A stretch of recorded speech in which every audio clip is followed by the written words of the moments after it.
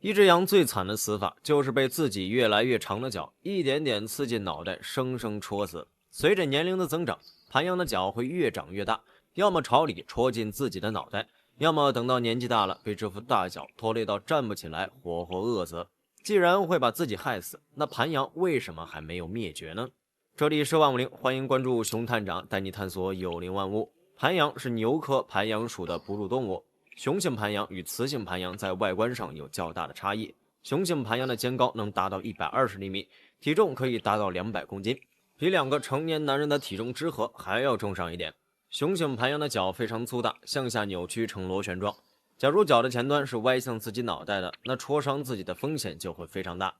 而雌性盘羊的角比较短，并且弯曲程度不大，角型简单，像一把镰刀，但与其他羊类相比，雌性盘羊的角还算是比较粗大的。盘羊一般生活在高原山地上，它们经常在开矿或半开矿的高山及起伏的丘陵地带生活，所处位置的海拔一般在1500米以上。可可西里的盘羊更是生活在海拔5000米以上。在可可西里，盘羊们终日与高寒的草原、荒漠、草甸等地形为伴，夏季活动在雪线的下缘，冬季有大量积雪覆盖时，就会迁徙到低海拔的山谷地区生活。虽然盘羊的腿长，身形并不肥胖，但它们的运动能力却并不强。在遭遇天敌追赶时，很少会选择往山坡上跑，因为它们的爬山能力较其他种类的羊来说比较弱。因此，聪明的盘羊们选择在群体休息或者寻找食物时，派出一只成年盘羊在高处站岗放哨。当危险来临时，它可以及时发现异常，并向羊群发出危险讯号。盘羊们听到信号以后，就能立马逃跑。除了会采取策略躲避危险之外，每一只盘羊本身也足够警觉，无论是听觉、视觉还是嗅觉都非常敏锐。一旦所处的环境稍有异常，它们就能立刻察觉并迅速逃走。盘羊在求偶时对撞的力度堪比一场车祸，它们会得脑震荡吗？每到秋末冬初，盘羊们开始进入发情期并寻找配偶。作为小型群居动物，它们一般3到5只或者10几只为一群。平时，雌羊和雄羊在一个群体里共同生活，但一到繁殖季，羊群就会变成一只雄性盘羊，带着数只雌性盘羊生活在一起，以便生育多个幼崽。当配种结束时，它们又会立马分开。就算是这样，雄性盘羊之间依然免不了斗争，而头上的大角就成了它们争夺配偶权的强力武器。在盘羊的发情期，雌性盘羊会吸引来2只以上的雄性盘羊，接着雄性盘羊因为爆发的荷尔蒙显得异常暴躁，2只雄性盘羊相对而立，然后以将近60多公里的时速冲锋，最终狠狠地碰撞在一起，发出咚的一声巨响。在撞击的一瞬间会施加约3000牛的力。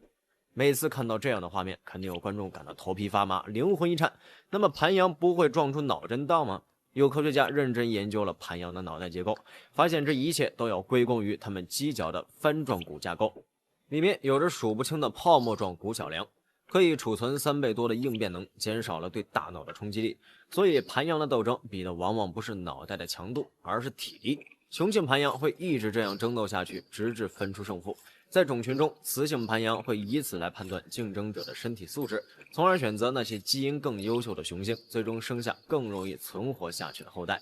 那么雄性盘羊一旦失败，就永远没有交配的机会了吗？并不是这样的。雄性盘羊在这一小群羊中决斗失败后，还可以选择其他的羊群与其中的雄性盘羊再次决斗，直到获得配偶，这场斗争才会结束。所以，一个残酷的事实，总会有雌性盘羊宁愿选择更强大的雄性，也不愿选择最后的失败者，也就总有雄性盘羊的基因被淘汰。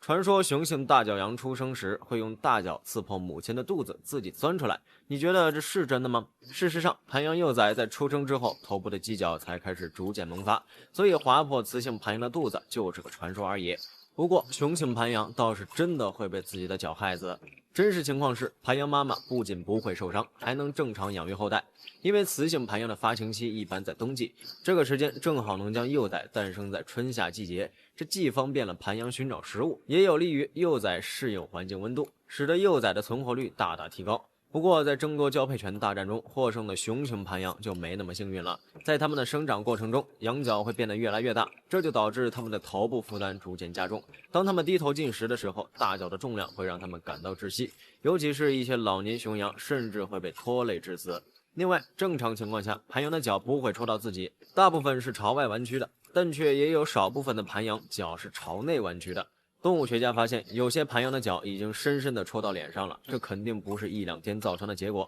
这些盘羊将长期被自己的大角所折磨，连日常生活都会变得举步维艰。不过，还有些羊角向内弯曲的盘羊，在交配之后很久才会死亡，这表明它们并没有被自然淘汰。这里面主要有2个原因：一方面，公羊确实长出了又大又长的角，它的角最终戳到了脸上。但它们有机会在危险发生之前与母羊交配，并成功的遗传了基因，因此这些落后的基因并没有消失。另一方面，这也可以被视为自然选择的结果。对于那些在获得交配权之前被自己的角刺死的盘羊来说，它们不适合在自然界中生存，因为它们体内的劣势基因更加严重，所以它们通常会提前被大自然淘汰。而角正常生长和能晚一点再扎到自己的盘羊，则会有更多的机会传播自己的基因，因为它们更适合在自然界中生存，所以这种基因和诡异的自杀方式也就一直流传了下来，而没有让盘羊种群走向灭绝。非常感谢您看完本期万物灵，欢迎点赞、评论加关注，您的关注是熊探长探秘的最大动力。